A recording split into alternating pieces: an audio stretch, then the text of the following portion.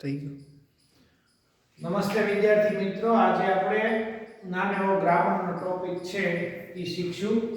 એ topic છે એ apostrophe S અને of. આ બંને છે એનું ગુજરાતી એક જ થાય છે, નો ની નો ના, અને તે સંબંધ અને માલિકી દર્શાવે છે. પણ થોડો ફેર શું છે એ જ અહીંયા જોવાનું છે. એપોસ્ટ્રોફી એસ અને આ રીતે લખાય છે અને એ મોટા ભાગે સજીવ માટે વપરાય છે. અને ઓફ એનું ગુજરાતી પણ આ થાય છે, નો ની નો ના, અને સજીવ તથા નિર્જીવ બંને માટે વપરાય છે. અને એની વાક્ય રચના આપણે જોઈએ. જો અહીંયા લખેલું છે અમન્સ બાઇસિકલ, અહીંયા એપોસ્ટ્રોફી એસ લખેલો છે, તેનો મતલબ થશે અમનની સાયકલ. હવે એ ઓફ માં કઈ રીતે વપરાય છે? એ બાઇસિકલ ઓફ અમન.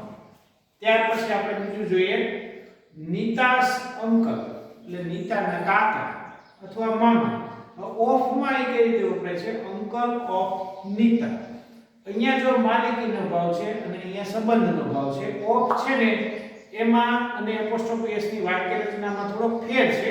આમાં વસ્તુ પહેલા આવે છે, પછી માલિકનું નામ આવે છે, અને આમાં એપોસ્ટ્રોફી એસ માં પહેલા માલિકનું નામ આવે છે. પછી મંકીસ ટેલ લખેલું છે, મંકીસ ટેલ, વાંદરાની પૂંછડી. તો કઈ રીતે લખાય છે?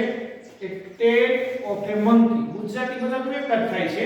આનું ગુજરાતી એમ જ થશે કે વાંદરાની પૂંછડી, અને આનું ગુજરાતી પણ થાય છે વાંદરાની પૂંછડી. હવે જો નિર્જીવ વસ્તુ હોય ને એની તમારે માહિતી આપવી હોય તો એમાં ઓફ વપરાય છે, એમાં એપોસ્ટ્રોફી એસ વપરાતું નથી. એમાં લખ્યું છે લેગ્સ. લેગ્સ નો મતલબ થાય છે પાય. લેગ્સ ઓફ એ ટેબલ, એટલે ટેબલના પાય. અને an office of my school, આ નિર્જીવ વસ્તુ છે, તેનો મતલબ એમ થાય મારી શાળાની ઓફિસ.